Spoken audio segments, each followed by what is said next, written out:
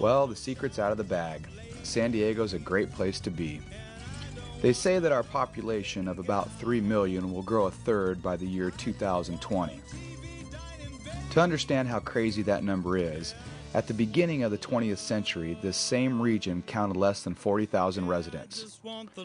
Everyone that comes to San Diego loves it, and I don't blame them. I just want the love. Yeah, I just want the love. Well, I'm looking for a gal who knows what love is.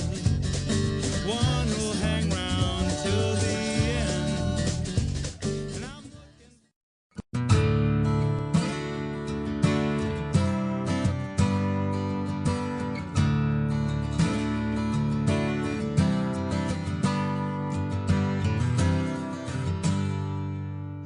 While attending a lecture in 1867, developer Alonzo Horton heard about some beautiful bayfront land.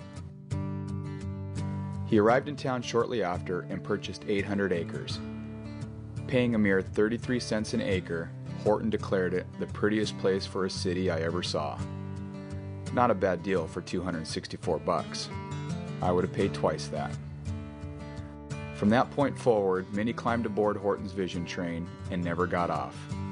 San Diego seemed to explode, and the very neighborhoods which define our city began to form, and today we call them home. One of those neighborhoods, which happens to be the oldest of them all, is Point Loma.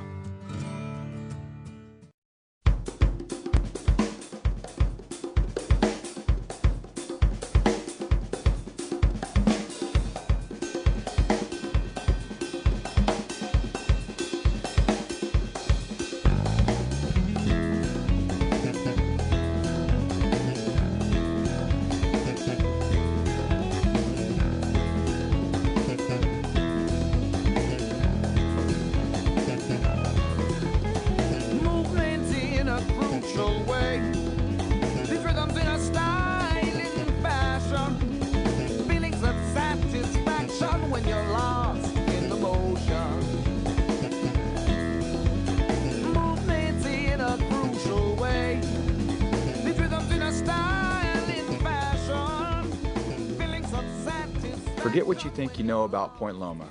Full of surprises, this neighborhood is steep in history, strong in family, and full of Portuguese culture.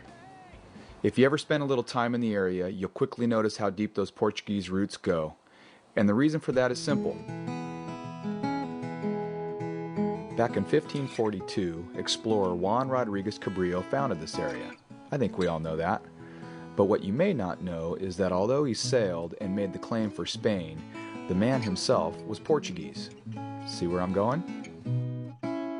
By the early 1800s, the first two towns in all of San Diego developed, Old Town and La Playa, or is named by the Spanish Punta de la Loma, which translates Point of the Hill, or Point Loma. La Playa was situated down by the water's edge to receive the incoming ships whose cargo would be transported along the main trail to Old Town. This was the La Playa Trail. This route still exists today. It's just a little busier and renamed Rosecrans. Along Rosecrans, you may notice the markers placed to show the route of the La Playa Trail. I like that. By 1850, things really began to happen. San Diego was declared a city, Point Loma began to grow, and in 1884 the first Portuguese family arrived. Manuel Francisco Madruga and his family found the area to be a little slice of heaven. The climate was similar to their hometown in the Azorian Islands, and the fishing was good. Soon other families began coming from all different parts of Portugal, for all different reasons. Some to escape the harsh political conditions, some just to be with family that had come before them, and others were looking for financial opportunity, and financial opportunity they found. Combining the Portuguese characteristics of courage and seafaring skills, a small group of boat owners got together and decided to put their God-given talent of fishing into action. A guy by the name of Joe Azevedo, seeing what was going on, decided he'd open a fish packing plant right in the middle of Point Loma, and the small fishing fleet was off and running.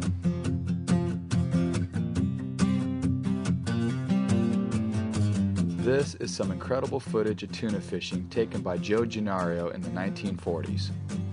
First, there's one pull tuna, where these guys are pulling in tuna as fast as they can get their hook in the water. Okay, then this blew me away. As the tuna get bigger, these guys connect their lines together to one hook and work together to pull the fish on board. Totally amazing. Then, as the fish even get bigger, they connect 3 poles to one hook to catch a tuna bigger than me. What started as a small group of visionaries grew to international size and influence. As for old Joe Azevedo, well, being the only cannery for years in the middle of a fishing town, let's just say business expanded, and he did just fine. Pretty smart guy, old Joe. Over the years, Point Loma became the hub of the tuna industry, which for generations provided thousands of jobs throughout San Diego. Today, you can see the monument placed down at Shelter Island, which was designed by Tony Mascarenas. It illustrates the pride as well as memorializes those who lost their lives at sea. Pretty much everyone in Point Loma knows someone on this plaque. For me, it's my wife's grandfather, Antonio Batista. He suffered a heart attack while out at sea. The man died doing what he loved best, and that was fishing for tuna.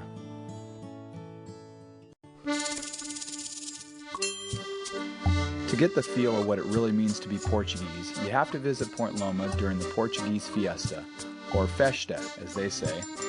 The Festa is a celebration festival that honors the Holy Spirit.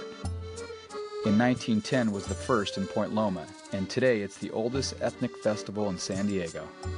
The parade is a reenactment of an event which occurred over 5 centuries ago in the old country, when the Queen would come out to dwell among the people and feed the poor. It's a great time. I think if Cabrillo stepped ashore today, he'd be very proud of his Portuguese heritage. Actually, he is stepping ashore. Every year since 1964, there's been the Cabrillo Festival, which celebrates the landing of our founder.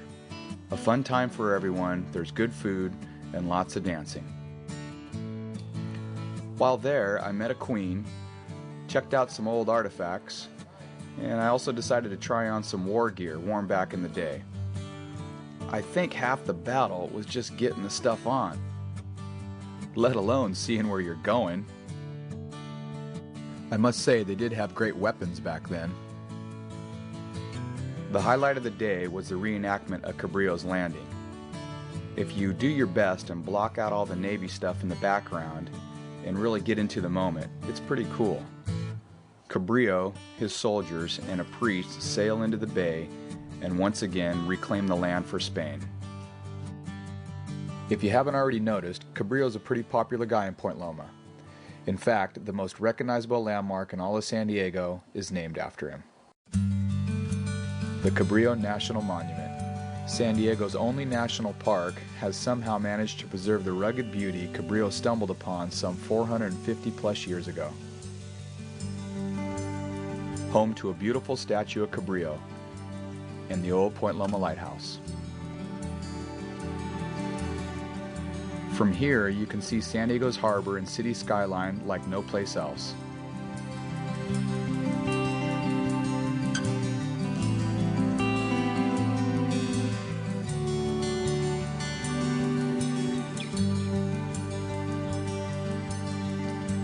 There was a day when you used to be able to drive around the lighthouse, but now it's a nice little walk up to the top. It was pretty fun. On the day we went, the lighthouse was turning 151 years old.